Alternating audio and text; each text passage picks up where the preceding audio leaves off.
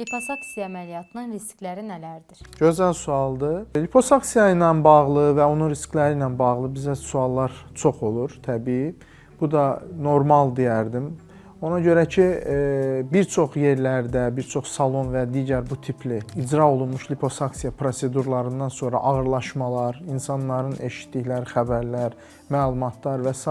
onları daha çox həyəcanlandırır, narahat eləməyə başlayır və buna görə də bizə də o suallar vermiş olurlar. Birinci növbədə deyərdim ki, Avropada və ümumiyyətcə dünyada liposaksiyanın bəlli bir miqdarı, həddi və həcmi vardır ki, hansı ki o həcmin kənara çıxılmır. Məsələn, Avropa Plastik Cərrahiyyə Cəmiyyəti maksimum 3, hətta 5 litrdən o tərəfə pi çəkməyə icazə vermir deyərdim. Amma bəzən bizdə bəzi reklam xətrinə həddindən artıq aşırı və şişirdilmiş rəqəmlər verirlər.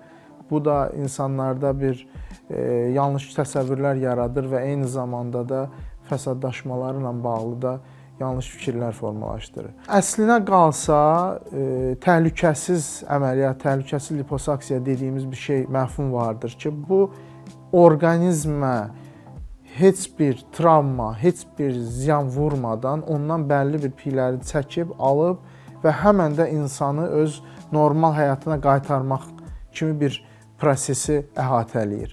Və halbuki hansı ki biz onunla ilk dəfə olaraq biz məşğul olmuşuq ondan. Belə ki, Azərbaycana ilk dəfə Almaniya texnologiyası, gətirdiyimiz Almaniya texnologiyası ilə məhz biz buna nail olmuş olduq.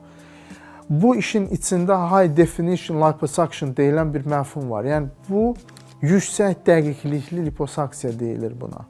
Bu həm bədən şəkilləndirməyə aiddir. Yəni, burada piyi millimetrlərlə götürməkdən gedir söhbət. Yəni, hansı yerlərdə, hansı nahiyələrdə, deyək ki, qabırğa üstü yerlərdə, deyək ki, bel nahiyəsində, deyək ki, qarnın ön divarında, lap arıq pasiyentlər belə olsun, lap kök pasiyentlər belə olsun, ora girdiyimizdə millimetrlərlə aldığımız piylərdən gedir söhbət. Nə qədər millimetr saxlamalıyıq, nə qədər millimetr almalıyıq, bu artıq bizim işimizin prinsipinə çevrilmişdir. Yenə də qeyd elədiyim kimi, bizim ən çox gedib Avropada gördüyümüz insanların narkozsuz, ağrısız, risksiz liposaksiya olub həmən də oradan durub evə getmələrini bizdə niyə olmasın deyə bir sual verdik özümüzə və özə xanımlarımız, bizim xanımlarımız elə şeyləri çox sevirlər.